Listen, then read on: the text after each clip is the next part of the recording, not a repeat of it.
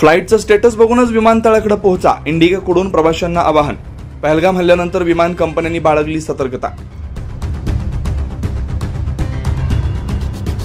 पहलगाम इथं झालेल्या दहशतवादी हल्ल्याचा बदला घेत भारतानं पाकिस्तानात एअर स्ट्राईक करत 50हून अधिक दहशतवाद्यांचा खात्मा केला। त्यानंतर बुधवारी श्रीनगर, जम्मू, अमृतसर, लेह, चंदीगड, धर्मशाळा, बिकानेर, जोधपूर, ग्वालियर, किशननगर, राजकोट ही विमानतळ प्रवासी विमानांसाठी बंद केले। त्यामुळे इंडिगोने प्रवाशांना हा काळ संवेदनशील असल्यानं घरातून निघण्यापूर्वी विमान सेवेचं स्टेटस बघण्याचा सल्ला दिलाय। देशात बुधवारपासून अनेक बाबींना मार्गदर्शक सूचना लागू केल्यात। पहलगाम हल्ल्यानंतर विमान कंपन्यांनी सतर्कता बाळगली आहे, त्या दृष्टीने ते आपल्या प्रवाशांनाही वेळोवेळी सूचना देखील देतात। आताही भारताने एअर स्ट्राईक केल्यानंतर इंडिगोने मार्गदर्शक सूचना जारी केल्यात। त्यानुसार देशाच्या सीमावर्ती राज्यातील महत्त्वाच्या ठिकाणांची 16 विमानतळं सध्या काही दिवसांसाठी बंद करण्यात आल्याचं सांगण्यात आलंय।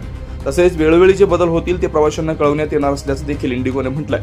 नाशिकमधून सध्या नियमितपणे अहमदाबाद, गोवा, हैदराबाद, बंगळुरू, इंदूर, जयपूर, कोइंबतूर अशा 7 शहरांकरता विमानसेवा सुरू आहे। नाशिकहून थेट विमानसेवा प्रभावित झालेली नाही, त्यामुळे आपण जर विमान प्रवास करण्याचा निर्णय घेत असाल तर विमानसेवेचे वेळापत्रक बघूनच करा। 9 न्यूज महाराष्ट्र ब्युरो, नाशिक।